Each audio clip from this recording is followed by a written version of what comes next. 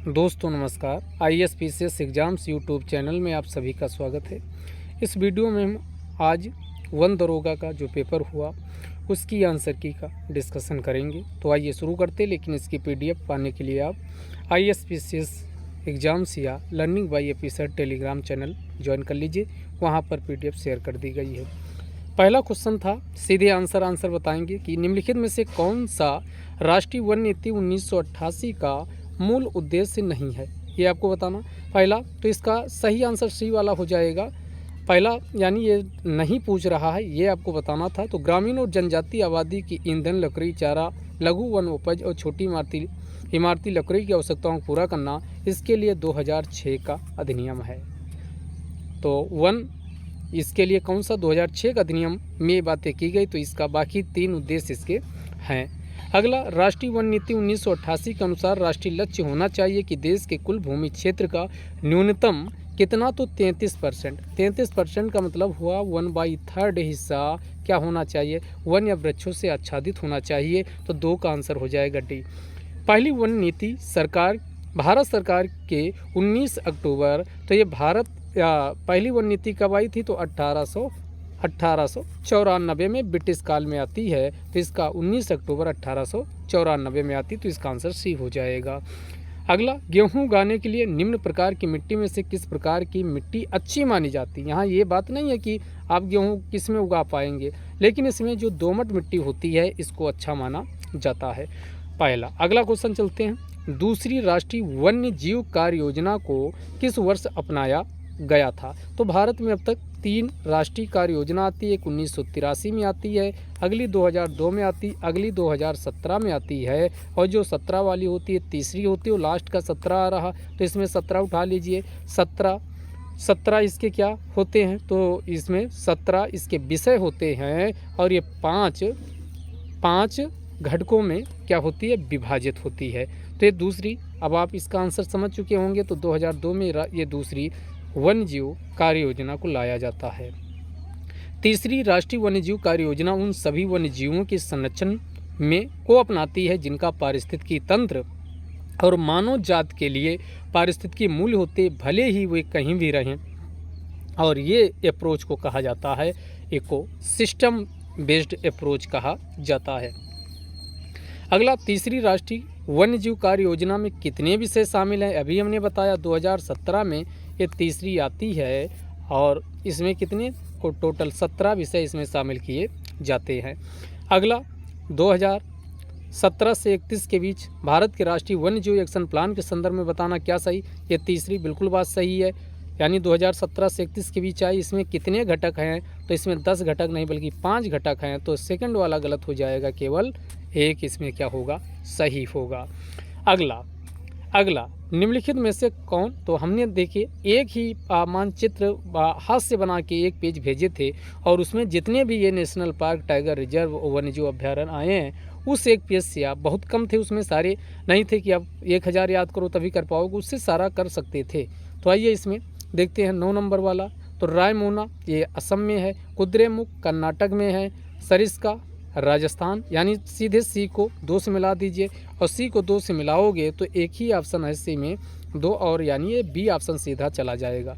Keibul Lamjao national park ये कहाँ है, तो ये केबुल लामजाओ ये मणिपुर, और इसी में लोकटक झील क्या में केबुल लामजाओ नेशनल पार्क है, वो बहुत फेमस है, और ये भारत का एकमात्र तैरता हुआ नेशनल पार्क है। फुंडी इसमें जिस पे तैरता है उसको फुंडी बोला जाता है। आगे आइए, निम्नलिखित में से कौन सा राष्ट्रीय उद्यान हिमाचल प्रदेश में नहीं स्थित है, ये भी हमने आपको बताया था। इंदर किला, खीर गंगा, पिन वैली, जब करंट वाले नेशनल पार्क हो ये सब चर्चा कर रहे थे। तो इसमें कौन, डचीगाम राष्ट्रीय उद्यान कहाँ है, तो ये हंगुल के लिए जाना जाता, आगे के लिए भी आप ध्यान रखिएगा। और ये डचीगाम राष्ट्रीय उद्यान जम्मू एंड कश्मीर में है। आगे आइए, निम्नलिखित में से कौन सा राष्ट्रीय उद्यान वन्य जीव अभ्यारण्य संगाई हिरन के लिए जाना जाता है, तो संगाई हिरन के लिए केबुल लामजाओ, और ये केबुल लामजाओ कहाँ है, मणिपुर में है। कहाँ है, मणिपुर में है। भीतरकनिका उड़ीसा में, श्री विल्लीपुतुर तमिलनाडु में, तो जानते ही हो। अगला, केंद्रीय पर्यावरण, वन और जलवायु परिवर्तन मंत्रालय ने किस राष्ट्रीय उद्यान में चीता परिचय परियोजना की निगरानी के लिए कार्यदल का गठन किया, तो ये कूनू नेशनल पार्क में ये चीता निगरानी के लिए कार्यदल का गठन किया गया है। भारतीय वन अधिनियम 1927 के अनुसार भारत सरकार की अनुमति के बिना आरक्षित वन में निम्नलिखित में से किसकी अनुमति नहीं होती है, यानी ग्रेजिंग की, ट्रेसपासिंग की, हंटिंग की, तो ये किसी की भी अनुमति नहीं होती, तो हो जाएगा इसमें उपयुक्त में से कोई नहीं। बेहाली आरक्षित वन निम्नलिखित में से कहाँ है, तो बेहाली आरक्षित वन ये कहाँ है, असम में है। कहाँ है भाई, असम में। प्रोजेक्ट टाइगर के अंतर्गत केंद्र सरकार के साथ पन्ना बायोस्फीयर रिजर्व निम्नलिखित में से किस राज्य यानी किस राज्य सरकार द्वारा संरक्षित, तो पन्ना है मध्य प्रदेश में। पन्ना कहाँ है, मध्य प्रदेश में। निम्नलिखित बायोस्फीयर रिजर्व क्षेत्रों को उनके संबंधित राज्यों के साथ सम्मिलित कीजिए, तो इसमें देहांग, देबांग, मानस असम में है, तो मानस कहाँ है, असम में। नंदा देवी उत्तराखंड में है। सिमलीपाल बायोस्फीयर रिजर्व ये कहाँ है, उड़ीसा में है। और उसके बाद देहांग देबांग कौन बचा, तो ये अरुणाचल प्रदेश, यानी पहले का दो और पहले का दो मिलाओगे तो एक ही ऑप्शन है, यानी सी वाला। सीधे आंसर पे पहुंच जाओगे। समान सिद्धांत के अनुसार वन्य जीव संरक्षण रणनीति 2002 की जो है उसमें प्रदान किए गए संरक्षित क्षेत्र के आसपास इको सिस्टम जो जोन है वो कितने, उसकी यानी चौड़ाई कितनी की जा सकती, तो 10 किलोमीटर इसका आंसर हो जाएगा। अगला कांगेर घाटी, तो ये कांगेर घाटी कहाँ है, तो ये छत्तीसगढ़ में है, तो इसका आंसर सी हो जाएगा। अगला राष्ट्रीय उद्यानों और अभ्यारण्यों के आसपास पर्यावरण संवेदनशील क्षेत्र घोषित करने का उद्देश्य संरक्षित क्षेत्रों के लिए किसी प्रकार का बनाना है। किस प्रकार, तो ये साख और शोषक के रूप में बनाना है। अगला निम्नलिखित में से कौन सा कथन सही है, पर्यावरण संवेदनशील क्षेत्र उच्च सुरक्षा वाले क्षेत्रों से कम सुरक्षा वाले क्षेत्रों में संक्रमण क्षेत्र के रूप में कार्य कर सकते हैं, बिल्कुल बात सही। पर्यावरण संवेदनशील क्षेत्रों में कृषि या बागवानी प्रथाओं पर प्रतिबंध है। अगला पर्यावरण संवेदनशील क्षेत्र वनों की कमी और मानव पशु संघर्ष को कम करते, बिल्कुल कम करते हैं, तो ये और 1 और 3 ये क्या हो जाएगा, सही हो जाएगा। अगला भारत का सबसे बड़ा टाइगर रिजर्व कौन सा है, तो ये नागार्जुन सागर श्रीशैलम, और ये क्वेश्चन टेस्ट में भी डाले थे हमने। हालांकि इसके लिए कोई वन दरोगा के लिए टेस्ट नहीं चल रहा था, वो जो नॉर्मल टेस्ट चल रहा था उससे बहुत सारा क्वेश्चन आया है।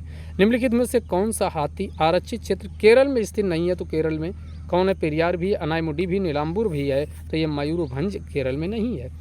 पिछले साल अगस्त 2022 में विश्व हाथी दिवस भारत में कहाँ मनाया गया था, पेरियार केरल में मनाया गया था, तो इसका आंसर डी हो जाएगा।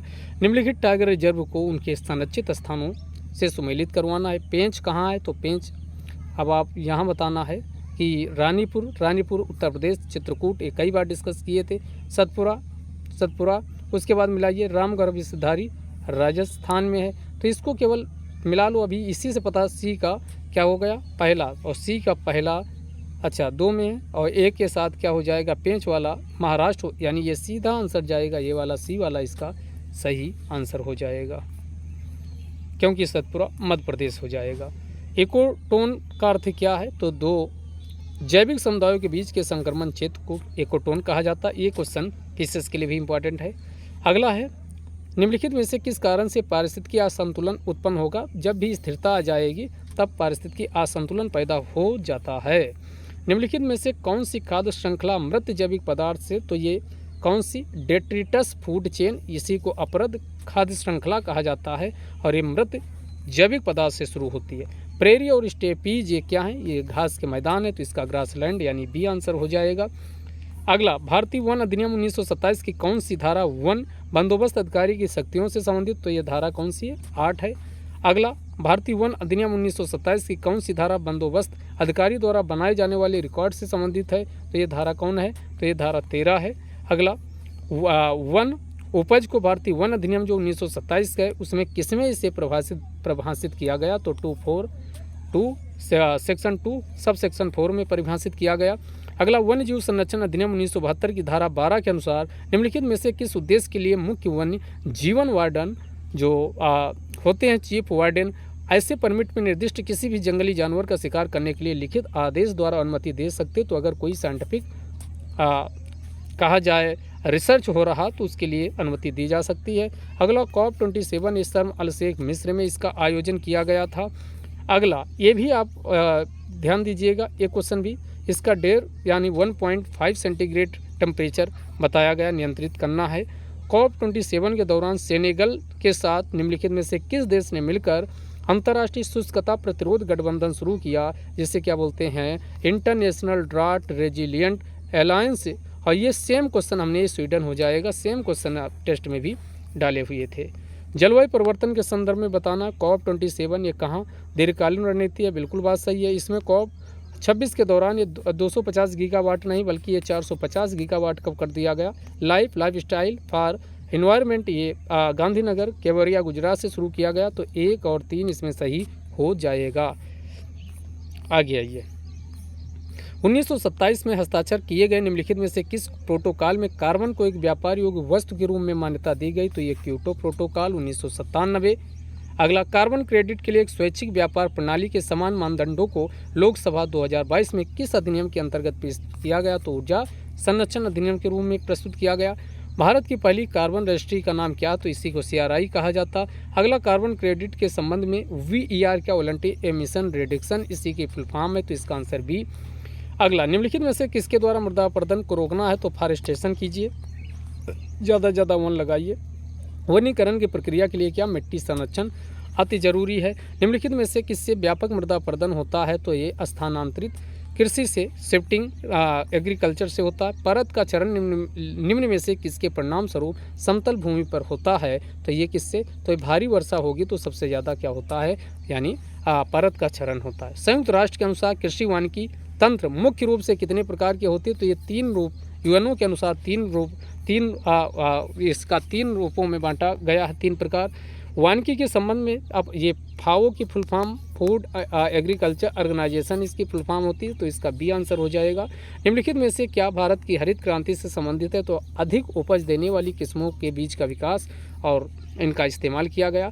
भारत में जो शिफ्टिंग जूमिंग खेती होती है उसको बेवर या डहिया कहाँ कहा जाता है, तो ये मध्य प्रदेश में बेवर या डहिया कहा जाता है। भारतीय वन अधिनियम 1927 की किस धारा में वन बंदोबस्त अधिकारी की नियुक्ति का उल्लेख है, तो ये धारा किसमें 4 में इसका उल्लेख किया गया है। अगले क्वेश्चन की ओर चलते हैं। निम्नलिखित में से कौन सी अधिनियम वन में रहने वाली अनुसूचित जनजातियों और अनपारंपरिक, तो ये पीछे भी बताए, तो ये क्वेश्चन पीछे से भी कर सकते थे, तो ये वन अधिनियम 2006 की बात होती है। निम्नलिखित में से क्या वन बंदोबस्त पक्ष विंग की गतिविधि है, तो ये क्या काम करता है, सीमा स्तंभों के निर्माण से संबंधित गतिविधियों का प्रबंधन करने का काम करता है। निम्नलिखित में से कौन सा सरकारी मंच भूमि नामांतरण और भूमि अभिलेखों के रखरखाव में सहायक, तो ई धरती को लाया गया है। अगला क्वेश्चन है, निम्नलिखित में से कौन सा अधिनियम आरक्षित वन के उत्परिवर्तन से संबंधित है, तो ये आरक्षित वन के उत्परिवर्तन, अगर कोई म्यूटेशन ऑफ रिजर्व फॉरेस्ट की बात करता है, तो ये वन अधिकार अधिनियम 2000, राष्ट्रीय वन नीति 1990, तो वन संरक्षण अधिनियम 1980 हो जाएगा, तो इसका आंसर सी हो जाएगा। अगला, वन भूमि को गैर वन उद्देश्यों के लिए परिवर्तित करने की अंतिम मंजूरी, तो अंतिम मंजूरी किसकी मिलती है, ministry of environment forest and climate change की मिलती है। गैर वन उपयोगों के लिए वन भूमि के परिवर्तन के लिए केंद्र सरकार द्वारा निर्धारित सबसे महत्वपूर्ण शर्त क्या होती है, तो इसके लिए कंपनसेटरी एफॉरेस्टेशन यानी प्रतिपूरक वनीकरण किया जाए। क्या किया जाए, प्रतिपूरक वनीकरण किया जाए। अगला क्वेश्चन है, 2019 में निम्न में से कौन सा FSI forest fire alert system launch किया गया, तो ये 2019 में 3 नंबर का ये लॉन्च किया गया। अगला, निम्नलिखित में से कौन सा केंद्र प्रायोजित वन योजना वन अग्नि निवारण और प्रबंधन का दीर्घकालिक लक्ष्य है, तो ये जो सी वाला लिखा है ये दीर्घकालिक इसका लक्ष्य है। पारंपरिक प्रथाओं में सुधार और उपलब्ध आधुनिक तरीकों को नियोजित करके वनाग्नि को प्रभावी ढंग से रोकने और नियंत्रित करने के लिए। अगला,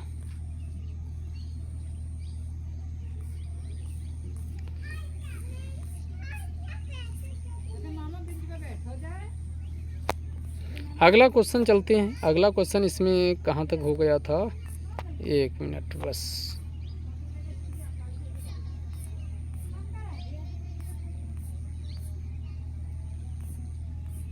ये हो चुका था। अगला, सक्रिय आग से तापीय उत्सर्जन का पता लगाने के लिए कौन से उपग्रहों का उपयोग किया जाता, तो GSAT का नहीं होता, तो ये 3 काट दीजिए, तो ये भी कट गया।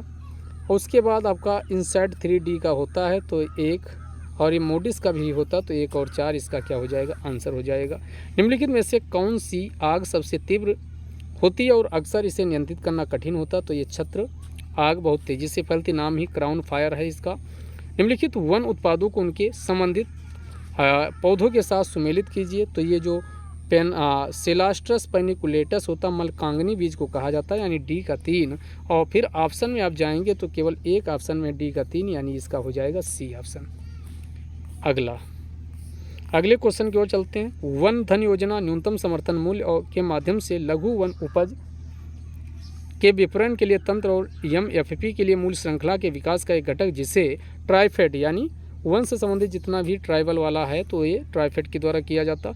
लाख एक प्रकार का पदार्थ, लाख एक राल जैसा पदार्थ है जो किसके कीट के द्वारा स्रावित होता, तो इसका आंसर क्या होगा, सी। सामुदायिक दावतों और अनुष्ठानों के दौरान विशेष रूप से उपयोग किए जाने वाले कप और प्लेट बनाने के लिए इस्तेमाल किया जाने वाला लघु वन उत्पाद क्या होता है, तो ये मिरोवलन के पत्ते, माहुल के पत्ते, कालमेघ के पत्ते, बांस के पत्ते। तो इसका आप लोग कमेंट बॉक्स में लिख के बताइएगा इसका आंसर क्या होगा।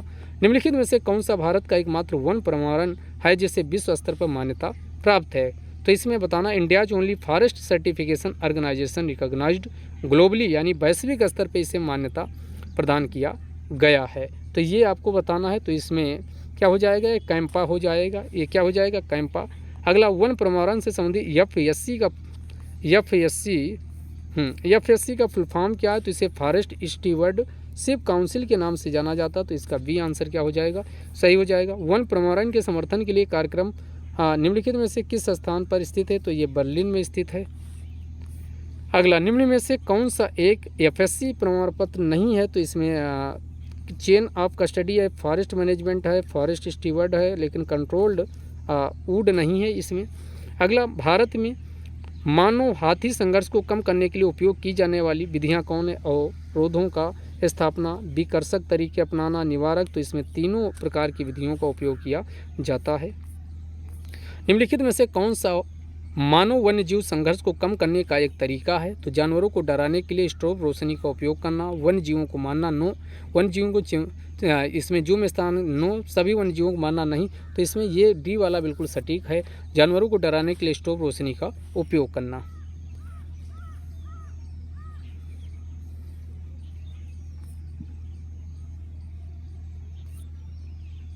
आगे आइए, जिम कॉर्बेट नेशनल पार्क में मानव वन्य जीव संघर्ष मुख्य रूप से मानव और के बीच ये रिपोर्ट किए गए हैं, तो ये मानव और हाथी के बीच ये संघर्ष के रूप में ये देखा गया है, यानी हालांकि बाघ से भी, टाइगर से भी ये हुए हैं, लेकिन ये हाथी प्रमुख रूप से, ये हाथी को लेके काफ़ी चर्चा था, तो इसका हाथी आंसर होना चाहिए।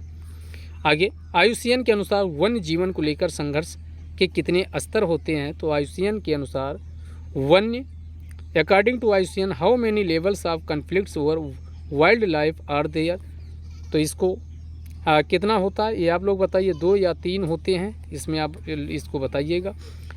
ये बार बार भाग जा रहा।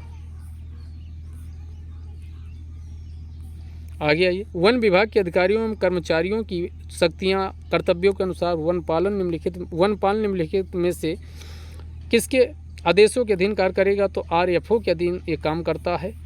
अगला, निम्नलिखित में से कौन सा वन दरोगा काम होता है, तो वह अपने अधिकार क्षेत्र के वन अतिक्रमण को रोकने के लिए जिम्मेदार, बिल्कुल बात सही। वह अपने कार्यभार के अधीन पशुओं के चिकित्सा उपचार के लिए जिम्मेदार नहीं। उसे सौंपी गई वन संपत्ति की प्रकृति और सीमा का पूरा ज्ञान होना चाहिए, तो 1 और 3 इसका क्या हो जाएगा, आंसर हो जाएगा। जंगल में वन रक्षक का कर्तव्य है कि वह जंगल की क्या करे, बीट लेवल पर रक्षा करे, तो इसका आंसर ए वाला बिल्कुल सही आंसर हो जाएगा। अगला है, वृक्षारोपण के माध्यम से वनों के विकास के लिए सरकार द्वारा निम्नलिखित में से कौन सी योजनाएं चलाई जा रही हैं, तो ये भी है राष्ट्रीय वनीकरण योजना, हरित भारत के लिए राष्ट्रीय मिशन, 8 मिशन में से एक ये भी है, और ग्रीन इंडिया जिसे कहा जाता है, वन अग्नि निवारण एवं प्रबंधन योजना, तो इसका आंसर हो जाएगा डी। अगला, वन विभाग के अधिकारियों एवं कर्मचारियों की शक्तियों एवं कर्तव्यों के अनुसार निम्नलिखित में से कौन सा वन दरोगा का कर्तव्य नहीं है, ये बताना है। उसे वन रक्षकों के अनुशासित को बनाए रखना चाहिए, वो देखना चाहिए कि वो अपने कर्तव्यों को जानते हैं कि नहीं, बिल्कुल बात सही। उसे देखना चाहिए कि उसके द्वारा पता लगाए गए वन अपराधों के संबंध में प्रथम सूचना रिपोर्ट तुरंत रेंज वन अधिकारी को भेजी जाती है। वह अपने अधिकार क्षेत्र में वायरलेस नेटवर्क के समुचित कार्य के लिए जिम्मेदार, बिल्कुल बात सही। वह चराई, खनन और वनाग्नि को रोकने के लिए जिम्मेदार, तो ये बी वाला क्या हो जाएगा, गलत। अगला, नमी के तनाव का सामना करने के लिए बीज को दिया जाने वाला एक विशेष प्रकार का उपचार, इसी को सीड कोटिंग कहा जाता है। क्या कहा जाता है, इसी को सीड कोटिंग कहा जाता है। अगला, पृथ्वी के भूभाग का लगभग कितना, तो ये है इस समय 24.62%, तो ये पृथ्वी के टोटल का 1/4 हिस्सा होगा, 1/4। इसमें कई लोग गलत लगा दिए होंगे। अगला, बीज द्रव्यहीकरण की विधि में क्या शामिल, तो वृद्धि नियामकों और सूक्ष्म पोषक तत्वों जैसे जैव सक्रिय रासायनिक विलयनों में बीजों को भिगोना, ये इसी को कहा जाता है। अगला वन, जल संभर और आर्द्र भूमि घरेलू कृषि, औद्योगिक और पारिस्थितिकी जरूरतों के लिए दुनिया को सुलभ ताजे पानी की पूर्ति करते और हवा, तो ये कितना 80% ये आपूर्ति करते और हवा पानी के लिए प्राकृतिक फिल्टर के रूप में कार्य करते हैं। अगला, T+2 पुरस्कार के संबंध में बताना कौन गलत है, तो ये पहला वाला गलत है, बाकी सही है। यानी 2020 में 13 टाइगर रेंज देशों के द्वारा शुरू की गई थी, नहीं, इसकी शुरुआत 2010 में हुई थी। पहला वाला सही है, बी वाला इसमें गलत है। 13 टाइगर रिजर्व के द्वारा इसकी शुरुआत की गई, लेकिन ये 2010 में इसकी शुरुआत हुई थी।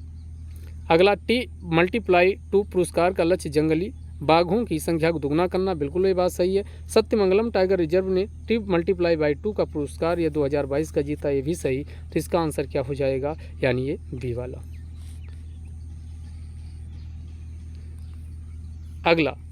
अगला ये क्वेश्चन है कि अगले क्वेश्चन की ओर चलते हैं। अगला है, वनों को ग्रह के फेफड़े के रूप में जाना जाता है, वे निम्न में से कौन से विभिन्न लाभ प्रदान करते हैं, तो ये लाभ कौन है, प्रदूषण नियंत्रण है, कीट नियंत्रण है, अच्छा नहीं, कीट नियंत्रण, मिट्टी का कटाव ये होता, बाढ़ ये होता, तो 1, 3, 4, किसी में 1, 3, 4 यहाँ बी वाला आंसर हो जाएगा।